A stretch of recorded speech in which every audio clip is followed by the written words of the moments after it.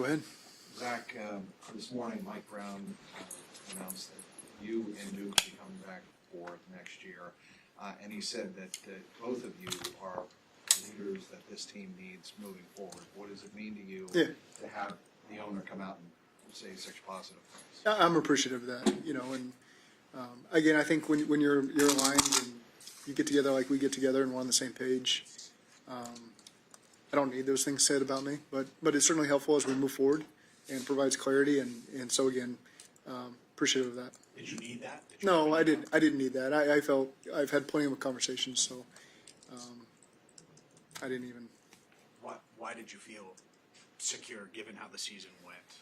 I guess more so I don't need I didn't need a statement, but Sure. I'll just continue my job, and but I do appreciate him doing that. But I just feel like we are on a path to really good things next year, and I think everybody that exited this building today feels that, players, coaches, everybody involved with this thing, and that this season was a disappointment. It didn't go the way we wanted, but I'm already re-energized to get working on 2026 and get back to work. Doesn't mean I won't take a couple days, but I just feel like the energy of this group and the talent we have and the progress a lot of these guys made, that we've got a chance to be back in the conversation of where we belong these last couple of years, and have fallen short of that. And so I'm excited, and I feel the excitement of all of our players and coaches to get back to that. Given all the meetings you've had and discussions, what specifically do you think needs to happen to change to get to that? I think we'll have to just continue to grow. I think that speaking of that, if you look at just our season this year, the last thing I left with our team is just the turnover differential. Where we lost games, we weren't good enough on either side of the ball. And that was taking the ball away from teams in the games we lost. That was scoring points for the other team on our offense, and we gave up 9 touchdowns on our offense this year. So there's things as simple as that. If you look at some of these one-score games where we didn't do enough, just possessing the ball and taking the ball away to win the game. And it was as simple as that. That doesn't mean that fundamentally, that doesn't mean that scheme will continue to evolve and our players will continue to grow, but just something as simple as the turnovers is a big key on why we weren't as successful as we should have been. Do you think you had enough talent on the roster this year to win? I do. How do you evaluate yourself as a head coach at the end of every season? How do you go back and look at whether you were successful or not personally? I feel critical about myself on decisions I made and ways I can help other people, and very open to the feedback. As we do the exit interviews with the players, and it's always a part of it is how can I help you be a better player. So always open to that. I really feel like I don't have an ego that way. I'm open to criticism. I give myself criticism. Hard on myself for decisions you make in games, hard decisions you made on personnel decisions you made during the season, all that kind of stuff. And just want to improve and be better. And so just continue to work on that. What's the best thing you heard from a player that they said to you? That's a hard one. I'd have to kind of process. You go through about 40-something of them today, so I don't have that answer quite ready for you. Over your exit interview with Joe. What's that? Your exit interview with That'll Joe. be later this week. As you went through why the season went the way it did, were there games, moments, trends that really stuck with you as you reflect on that? It's what game? What game do you want to talk about? It was a different reason for every game, it felt like, and that is frustrating because we got to be able to put our finger on that. And I just feel like we have the talent in this building that's going to continue to grow. I think if you look at our defense, you look at all those guys that played yesterday, and I played these last couple weeks. It's a bunch of young talent, first, second year, third year guys with a couple veterans mixed in there. But all those guys continue to grow and get better. And the confidence they're going to have going into next season, playing in the scheme for second year, being around these coaches for second year, being around each other for second year.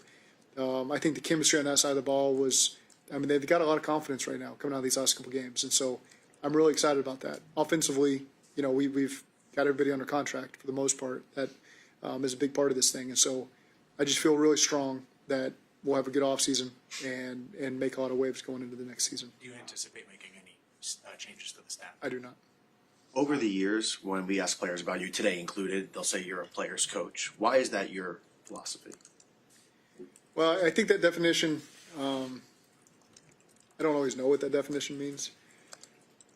There's a part of this job where you've got to make decisions that are hard decisions that are not popular with everybody on the team, but at the same time, when guys have my respect and it's decisions where I don't feel like it's got to be my way or the highway, I want the input on those from those guys. And so I do like to open that up to players. in ways that they can feel ownership of this thing, because I think that's the best way to get the most out of them. And they enjoy walking in the locker room every single day. They don't dread walking in this building. When they feel like they've got ownership in what we're doing, schematically, how they're going as a player, what we're doing from a schedule standpoint. And that's not to be said. I make a lot of those decisions myself, because you got to make those decisions. But got a lot of guys that I've been around for a long time as players that I value their opinion, and I think they're going to help me make educated decisions. And so I think maybe that's where some of it stems from. I like to think I'm very honest with these guys, and there's hard conversations I've had with a lot of these guys over the course of the season that I think we both grew from. I think those guys appreciate that. They may be hard at the time for both of us, but after the fact, we both grow from it, and our relationship becomes stronger. And maybe that's where part of that stems from as well. How much, Coach, do you think the Al coming in and kind of a new scheme?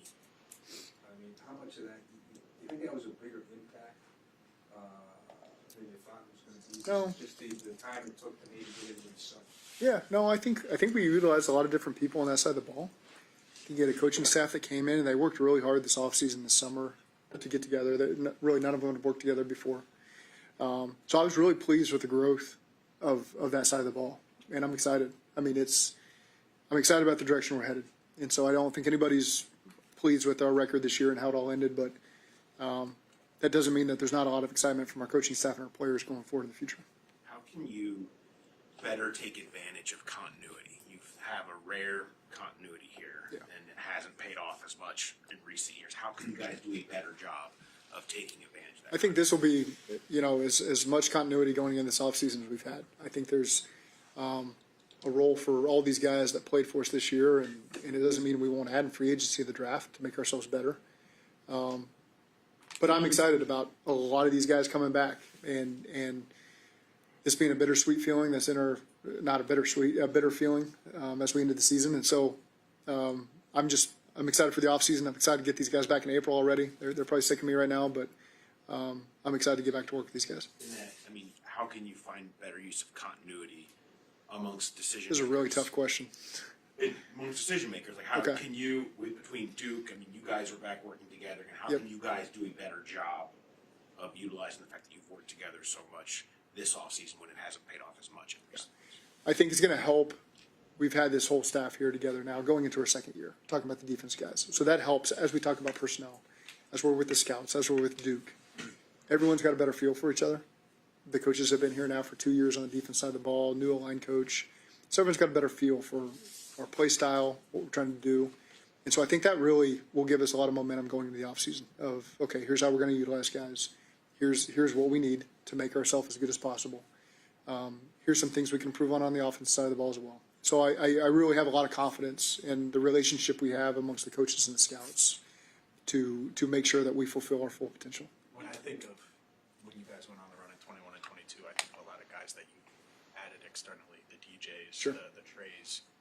How important is it to have an active and productive free agency period this offseason? Well, I think every year is going to be a little different in terms of that. I'm excited to jump into that period to see where we can help ourselves, see what roles we need to fill. Those are conversations that we'll have over the next couple of weeks. It's still day after the season, so we're not there yet. But I am excited to approach that process. I know our scouting department is excited too, and we'll see where it ends up. But there's a lot of clarity, I think, on all phases of it, of where we can head and where we can improve upon, and we'll get after that. Just to follow up on that, it's pretty well documented how involved you are on the offensive side of the ball. Do you plan to be more involved in terms of the acquisition part of getting more defensive help this offseason based off kind of what's happened on the defensive side of the ball the last few years? I think my role is always very similar in that. It's not just on the offense side of the ball. Obviously, our defense coaches have their whole lifetime backgrounds on the defensive side. So I give my opinion on how it affects the offense and how I think it'll affect the team and the intangible stuff that I think can really help us. But I also got a lot of people we trust to help with those decisions as well. And that's no different than offense. I lean on those offense guys as well because they put in the work at their position. They know what we're looking for. So I think it all works together. You took a lot of pride, Zach, in the first couple of years, building a culture, building a locker room that was self-accountable. That's even a word to use. But players who held themselves accountable, held each other accountable. Are you going to reassess that process this offseason, like who's holding each other accountable? No, I think that's always evolving. I think every year you're going to have guys come and go, and so I'm never going to put it on a guy that's not ready for it. I think a lot of it, guys take that upon themselves. They realize the moment they can really come up and start doing that. To give an example, I think Sam Hubbard grew into that role over time. You know, he felt more comfortable with it because he'd proven himself on the field. So then he felt like he could start speaking more. There's been guys we've brought in that have immediately filled that role because maybe they're more veteran. They've been with another program and they earn that somewhere else and you bring in. So there's a lot of different ways where this thing can take shape. And I think we're open to all possibilities of leaders being here and growing, leaders coming in, and helping the accountability be the best that can be. What piece of the pie, to use the phrase, what piece of the pie is good, solid leadership when you're evaluating a free agent or bringing somebody else? It's part of it. You know, there's times when you feel like you have enough of it, or maybe you're just taking more of a talent. But I think it's always helpful if you get a lot of guys that have that intangible quality to where they can help those around them be better players, not just a talent themselves, but the guys lined up next to them, they're going to elevate their level of play for whatever reason, their leadership, their football IQ, their communication skills. As many of those guys as you can add that are force multipliers for other positions, you always are open to it. You obviously had to play a lot of rookies this year. Do you feel like you guys added enough veteran free agents last offseason? Yeah, I think we made the decisions that were best for us at the time. And we'll always look at that process this offseason and see what fits us going into 2026. But we were all on the same page with everything we were doing in the offseason, and I don't expect anything different this year. Like you said, there are always different paths you can take in an off season. Tangibly, what is the process like sitting down, especially with the defensive side of the ball, with Duke, with the coaching staff, and figuring, all right, this is what you're going to do? Yeah, I think different than last year. When was Al's last game? January something in the national championship, and then we hired the staff. You know, after interviewed him after the championship, got the staff. That was probably February when we were getting all that thing put together. And then you're talking about, okay, what's our scheme look like? A bunch of guys that were coming together, and then okay, we got to look at these draft picks and these free agents as well. So now you got a much cleaner operation where we got a chance. Okay, we've coached these guys that are here, and so where can we get better? And so that process is going to happen so much sooner. And to where we get with the scouting department and we make all the decisions we got to make on improving our team and schematically and personnel wise. And so I feel I'm excited for that process to start because it's going to be so much sooner than it was last year. And if you want to go ahead and say exactly what you're going to do this offseason, that'd be great. But Yeah, I'm not going to do that. do you know exactly how you want it to look, or is that something you're going to flesh out through these conversations? Both. I think got a good idea of where we can help ourselves in all areas. Like I said, scheme, personnel. And it'll evolve as you have conversations and you hear different people's opinions and feedback and you iron that out.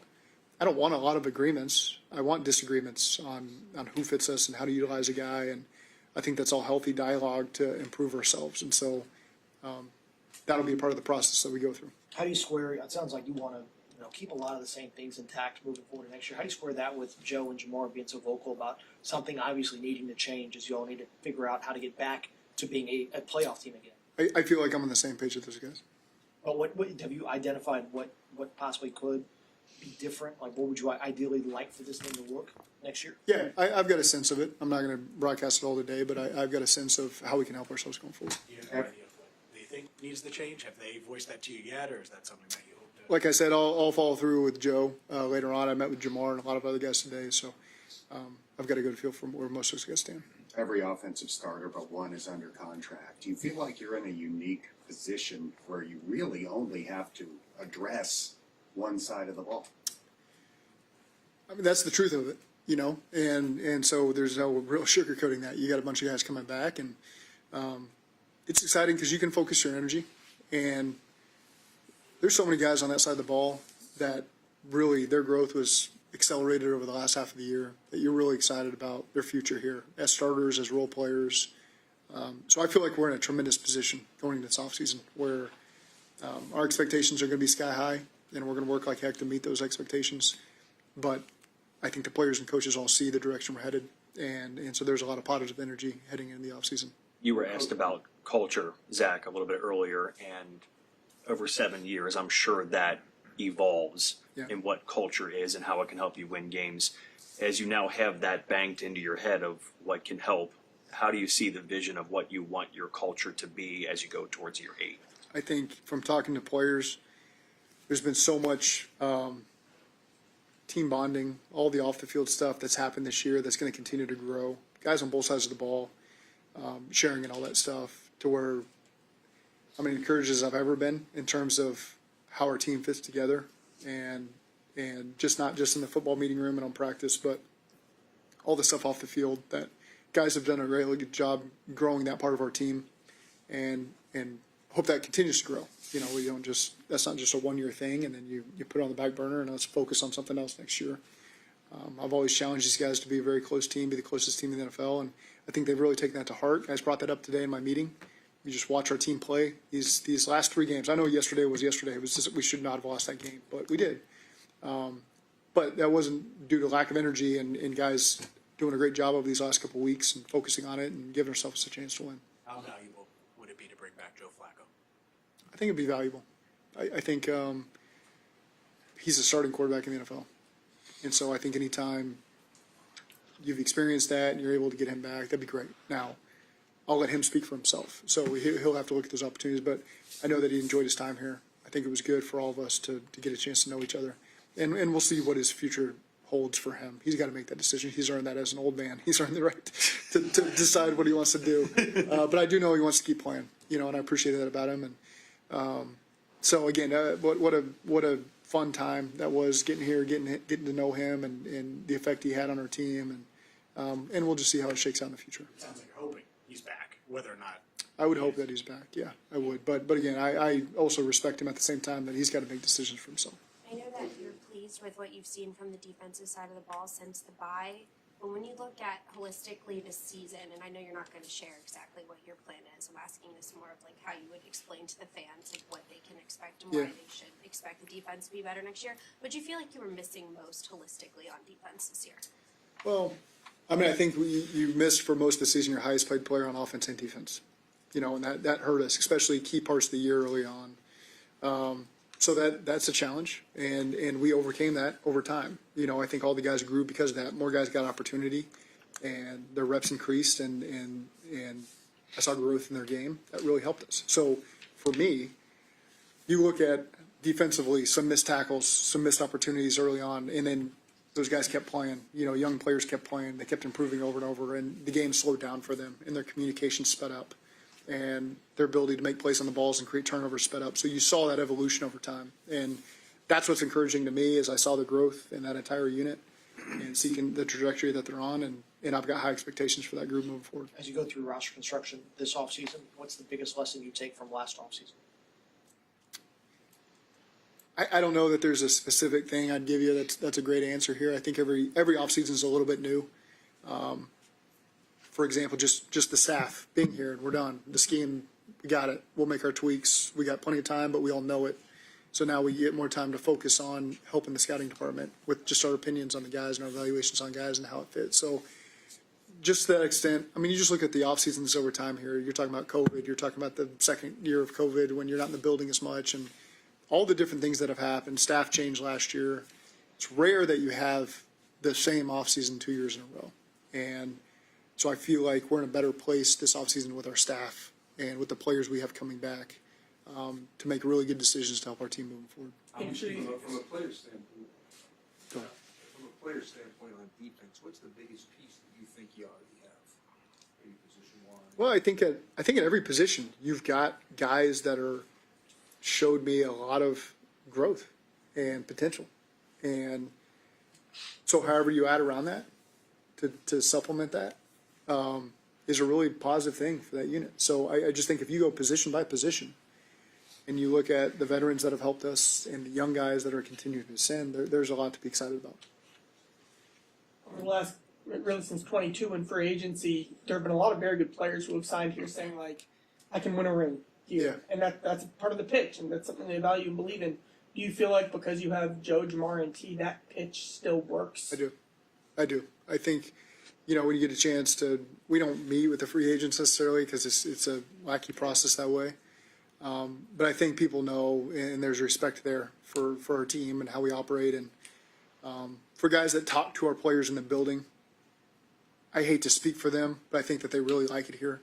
And they like how we operate and how we treat them and all that kind of stuff. And so they see the opportunity here. And so I think just through word of mouth over the last several years, the feedback I've always gotten is really good, that guys kind of see the opportunity here and what it's like and hear from their friends that have signed here and had a really good experience. And so I trust that process. How much does this organization value the guard position? That's a hard one to answer. I mean, we value good players that help us win. And so I can't put a metric on how you value it. But I was really excited this year about the growth of Dylan. I thought he did a really nice job. I thought Dalton did a great job at right guard for us. I'm excited for the future of Jalen Rivers as well.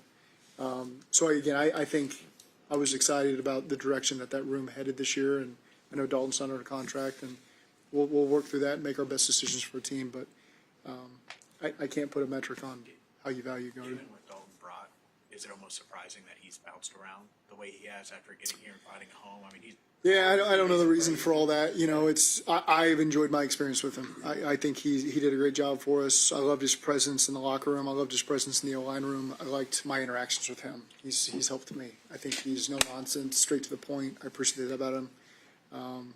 He's a big 8 guy at heart, and so I think that's where that stems from. You know, a guy from that region. So I can appreciate that.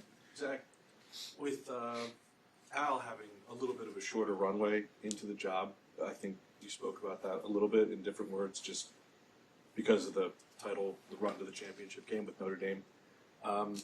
Just wondering from that point forward, when you got the defensive coaching staff set up, and now that you can look back through the full body of work of the 17 games, how did you see him grow into that role? I think, you know, as that staff really worked hard to come together and get on the same page with scheme and how we're going to coach these guys. And so like anything, I saw great growth from that side of the ball. And you know, post by, those guys gave up, 18 point something points a game, over the last 8 games. And there's a lot of statistics I can read where it shows market improvement. And so again, I like the direction that group is headed. I like the direction our team is headed. I don't say that.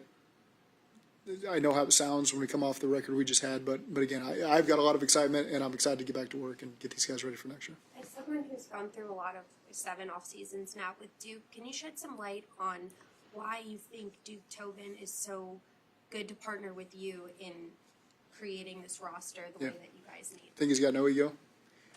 He's not in it for himself. He's in it to make the Bengals the best we can be, and there's no ulterior motive there. And he loves this place. He's been here a long time. There's nothing more than Duke wants than to win a Super Bowl and provide a roster that matches that expectation. And so it's easy for me to work with him. It's easy for me to work with his staff. They're good people. They're around. So you get a chance to really know them and grow with them. We've all grown together. I mean, that whole department, our coaching staff has grown together.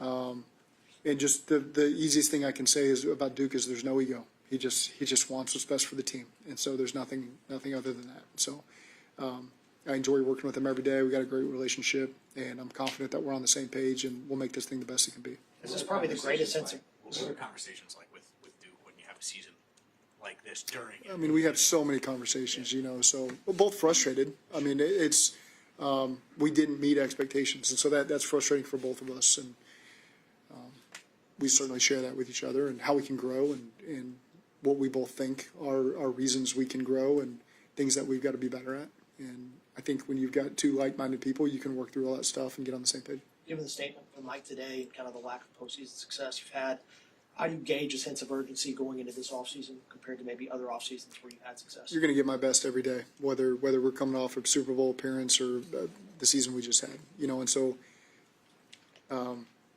think our urgency is always a word that we would utilize because that's just, I feel like it's our DNA. We're not lackadaisical. We're not going to take time off when we should be grinding and getting stuff done. So I think that my feeling doesn't change. I'm appreciative I have this opportunity. I know how grateful I am to be sitting here and have another opportunity to go make a run and win a division and go back to the playoffs and do all those things that we love to do. That's why we do this, to elevate a city and a fan base and make their year. Like I don't take that for granted. And I know how we've left them feeling the last couple of years. And so there's nothing more that creates more urgency than for us to go win for ourselves because of the work we put in, win for our families that have supported us, and win for the city that has supported us through thick and thin. And I know what it felt like in 2021 and 2022, and we have got to get back to that as quickly as possible so that we can all enjoy this ride. And that's what we're going to do. You feel like you've got to win folks back? I don't worry about that. I know winning makes believers of us all. That makes sense. I can understand how that quote came to be because that's a true statement. It's written in our building. We see it every day.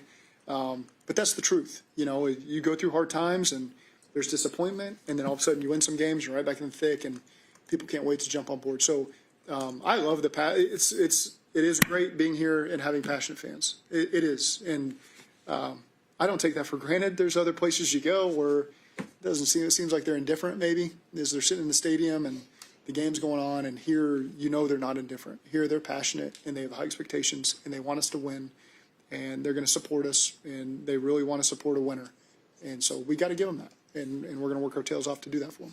Zach, there was so much talk last year about how this team can get off to a fast start, because that seemed to be the buzz theme for the last couple of What do you got for me next year? What